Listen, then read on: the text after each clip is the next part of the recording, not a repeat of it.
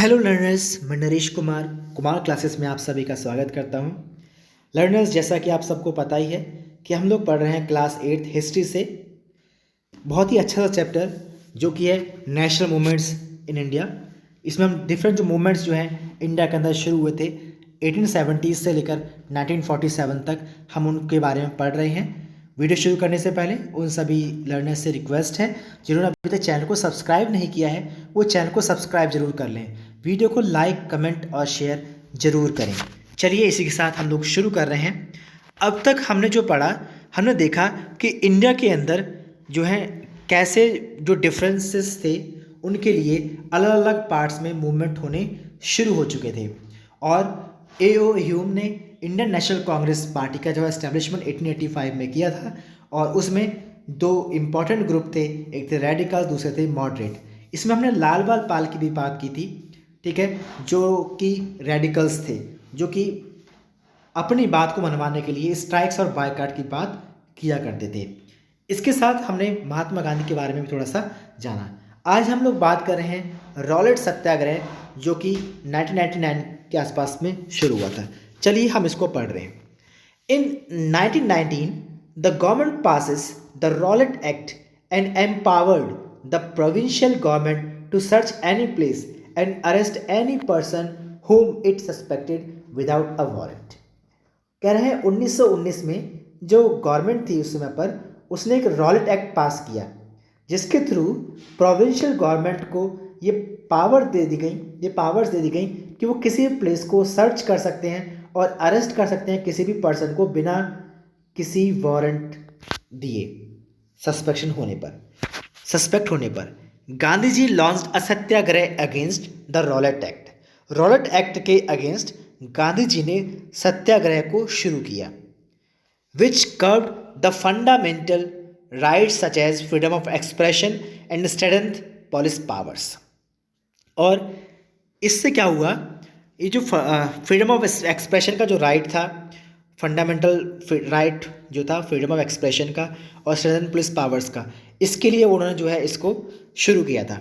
Mahatma Gandhi and Mohammad Ali Jinnah criticise the act as devilish and टायरनिकल।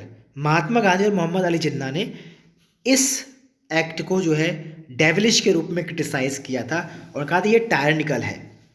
In April 1919 a national wide hurtle was launched and government used brutal measures to suppress them। 19 अप्रैल 1919 में एक national level पर hurtle शुरू हो गया, ठीक है, और गवर्नमेंट ने इसके लिए ब्रूटल मेजर्स यूज़ किए इसको सप्रेस करने, इसको दबाने के लिए। The Jallianwala Bagh massacre inflicted by General Dyer in Amritsar on Baisakhi day was a part of this repression. जो बड़े पैमाने पर मूवमेंट्स को दबाने के लिए उस समय पर बहुत सारे ब्रुटल मस्करेज जो है किए गए और इनमें से एक था जिसके बारे में आपने सुना ही भी हो, जलियांवाला बाग हत्याकांड, ठीक है, जलियांवाला बाग मस्करे।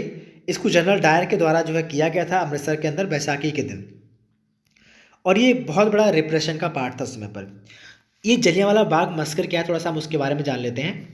ऑन अप्रैल 13 1999, 13 अप्रैल 1919 को बैसाखी का दिन था। पीपल गैदर हो रहे थे जलियांवाला बाग में सेलिब्रेट करने के लिए और पब्लिक मीटिंग के लिए।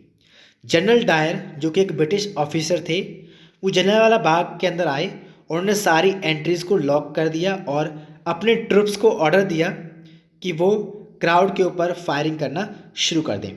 उसमें थाउजेंड्स ऑफ पीपल जो हैं मारे गए। The country was shocked by this accident, और इस एक्सीडेंट से जो पूरी कंट्री थी पूरी शॉक में थी। All national leaders protested strongly against this cruel act. जो उस समय पर नेशनल लीडर्स थे उन्होंने जो है स्ट्रांगली प्रोटेस्ट किया इसके अगेंस्ट, इस क्रूअल एक्ट के अगेंस्ट। और उसके बाद जो है शुरुआत हुई खिलाफत एजिटेशन की और नॉन कॉपरेशन मूवमेंट की। In 1920 the British imposed a harsh treaty on the Turkish सुल्तान और खलीफा and he was deprived of his political powers and authority.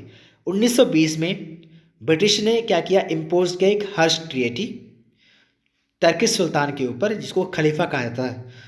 तुर्की में जो सुल्तान थे उनको खलीफा कहा जाता था, और उसके ऊपर एक जो है संधि थोपी गई थी ब्रिटिश गवर्नमेंट के द्वारा उस समय पर, जब वर्ल्ड वॉर ख़त्म हो गया था उसके बाद।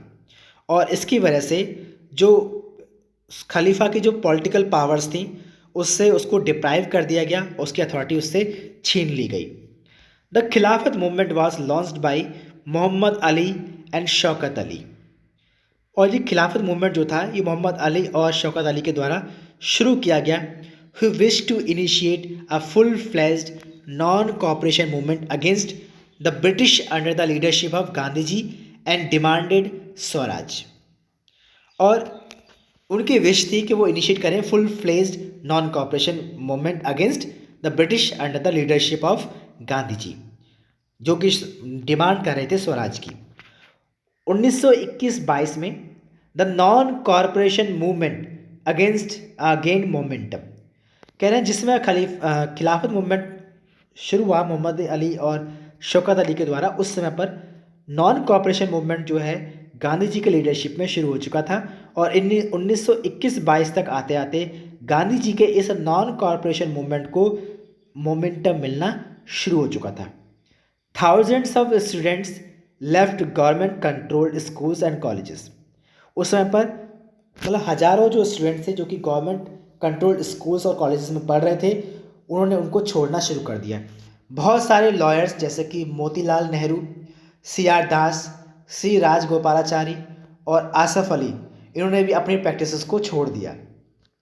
British titles were surrendered and legislature boycotts वहाँ पर देखने को मिल रहे थे। बहुत सारे जो ब्रिटिश टाइटल्स इंडियंस को मिले हुए थे उनको भारतीय के द्वारा वापस कर दिया गया, और बहुत सारे जो लेजिस्लेचर्स में जो है पोजीशंस मिली हुई थी उनको भी अब इंडियंस के द्वारा बायकाट किया जाने लगा था।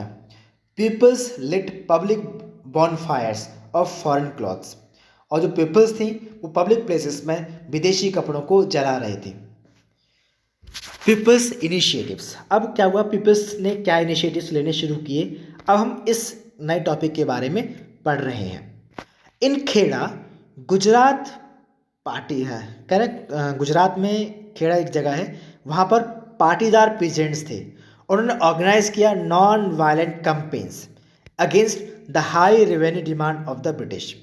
जो हाई रेवेन्यू डिमांड थी ब्रिटिशर्स की, उसके अगेंस्ट जो है उन्होंने नॉन वायलेंट कैंपेन शुरू किया खेड़ा के अंदर। ये ध्यान रखना, पाटीदार पीजेंट के द्वारा शुरू किया गया था खेड़ा, जो कि गुजरात में वहाँ पर। इन coastal Andhra and Indian Tamil Nadu liquor shops were picketed, और जो कोस्टल एरियाज थे आंध्र प्रदेश के और जो इंडियन पार्ट है तमिलनाडु के, वहाँ पर लिकर शॉप्स को जो है पिकेट कर लिया गया। इन बंगाल द खिलाफत non cooperation alliance give enormous communal unity. जो खिलाफत नॉन कॉपरेशन अलायंस था, इससे बड़े पैमाने पर इनॉर्मस कम्युनिटी यूनिटी देखने को मिल रही थी, और इसने इस नेशनल मूवमेंट को बहुत ज़्यादा शक्ति दी, मजबूती दी। In Punjab the Akali agitation of the Sikhs sought to remove corrupt mahants supported by the British from their gurdwaras.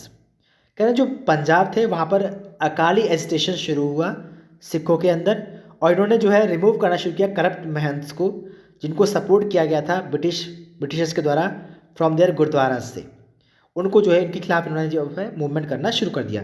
तो जगह जगह इंडिया के डिफरेंट पार्ट्स में अब लोग जो है विरोध कर रहे थे ब्रिटिशर्स का। The peoples Mahatma, peoples thought of Gandhi ji as a kind of मसीहा। पीपल्स जो हैं गांधी जी को उस समय पे एक मसीहा की तरह मानने लगे थे। As someone who could help them to overcome their misery and poverty. लोगों का मानना था कि कोई ऐसा पर्सन है जो कि हमें हमारी माइजरी और हमें हमारी पोवर्टी से निकालने का काम कर रहा है। Gandhi ji wished to build class unity not class conflict. Gandhi ji की जो इच्छा थी वो क्लास यूनिटी बनाने की थी, न कि क्लास कन्फ्लिक्ट की।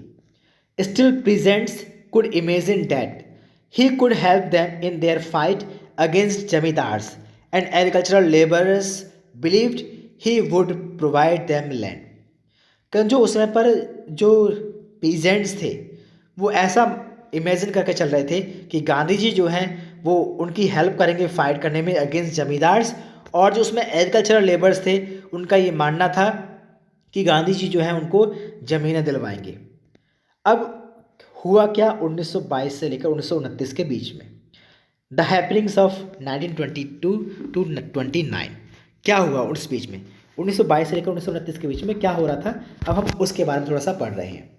इन फरवरी 1922 a crowd of peasants set fire to a police station in Chori Chora. Gandhiji was against violence and thus called off the non-cooperation movement immediately.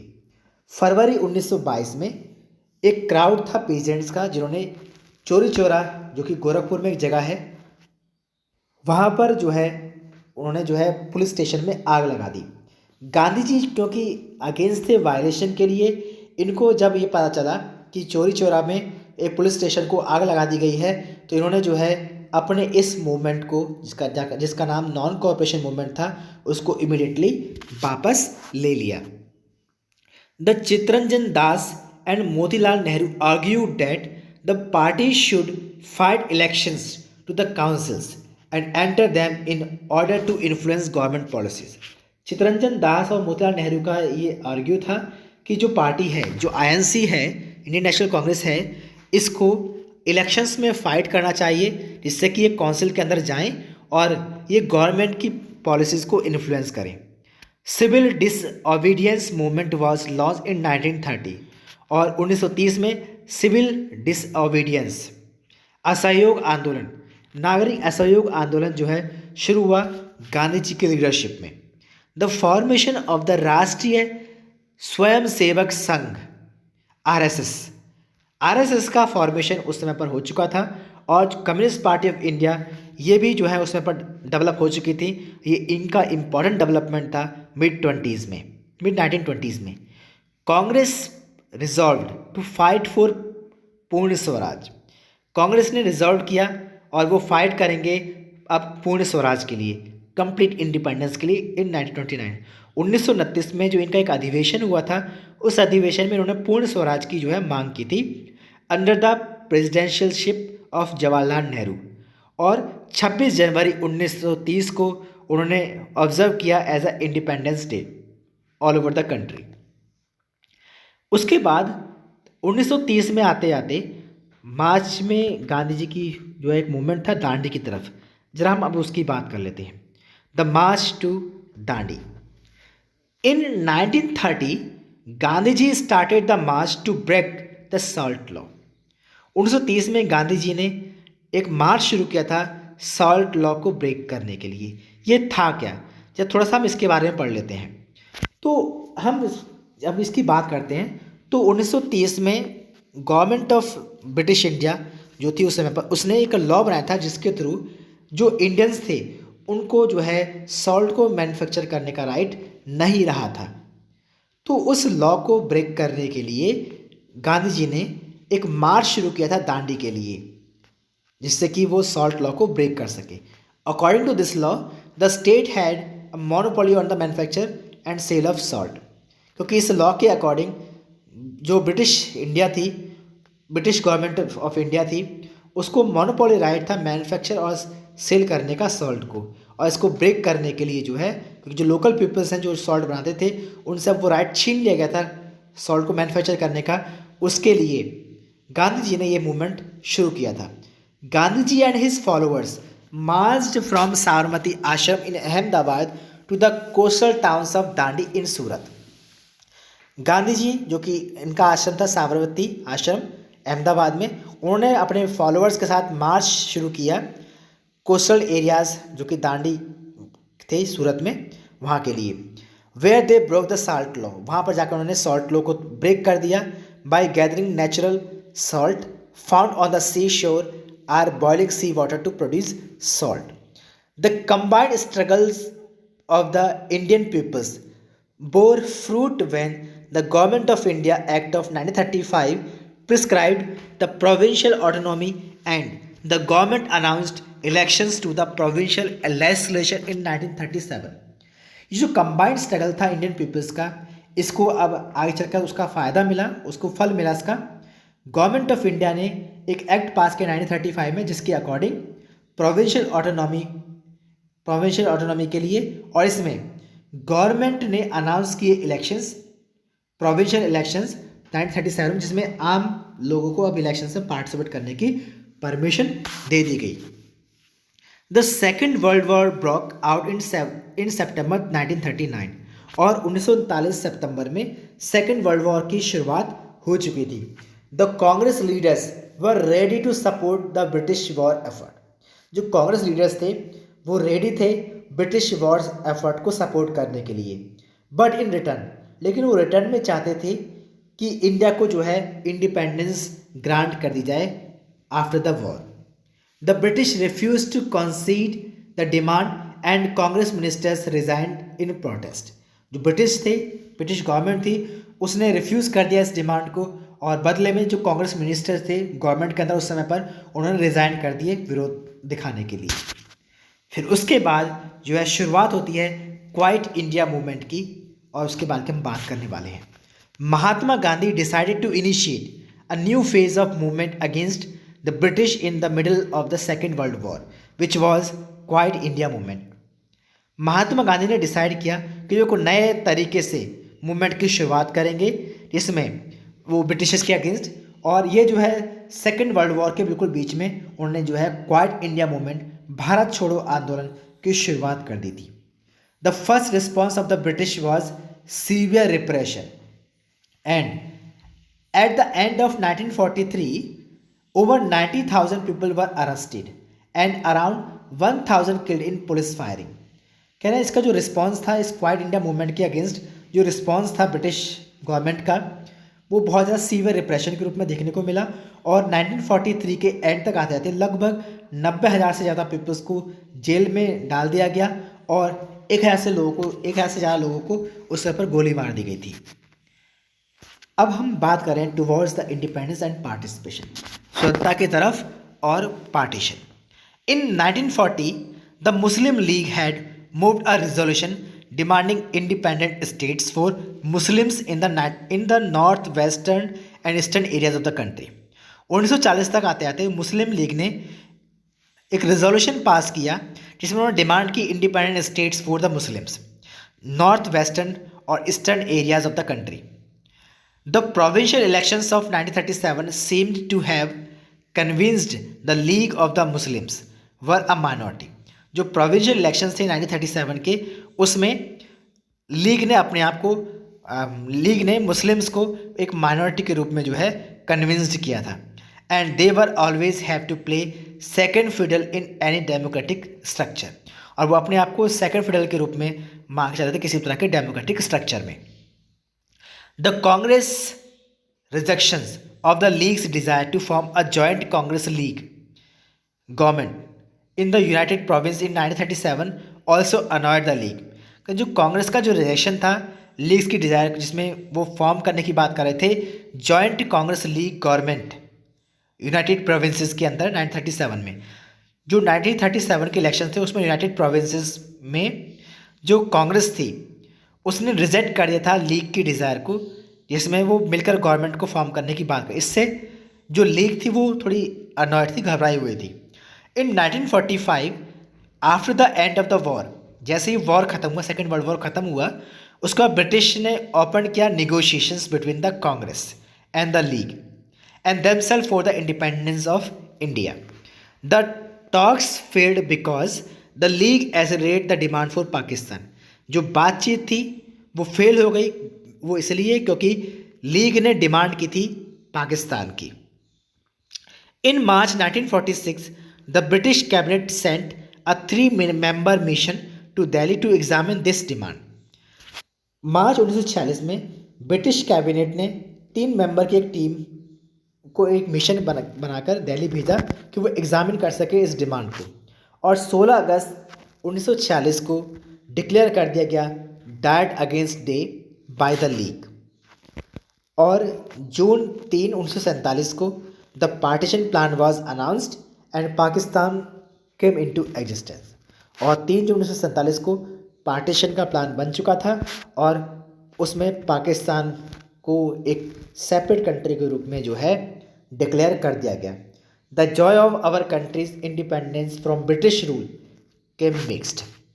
जो उल्लास था, जो हर्ष था इंडिपेंडेंट होने का ब्रिटिश गवर्नमेंट से, ब्रिटिश रूल से, वो मिक्स रहा।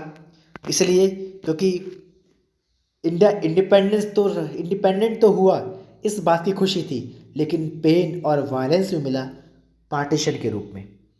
तो ये सब कुछ जो है इंडियन इंडिपेंडेंस की कहानी थी, जो कि हमने इस चैप्टर में डिफरेंट स्ट्रगल्स और मूवमेंट्स के थ्रू हमने समझने की कोशिश की है। आई होप आप लोगों को काफ़ी कुछ समझ में आया होगा इस वीडियो के थ्रू। बाकी हम अब नेक्स्ट चैप्टर में पढ़ेंगे आफ्टर इंडिपेंडेंस, जो कि हमारा नेक्स्ट चैप्टर है और लास्ट चैप्टर है हिस्ट्री का। और जिन लोगों ने अभी तक चैनल को सब्सक्राइब नहीं किया है वो लोग चैनल को सब्सक्राइब कर लें, वीडियो को लाइक कमेंट शेयर जरूर करें। Thank you.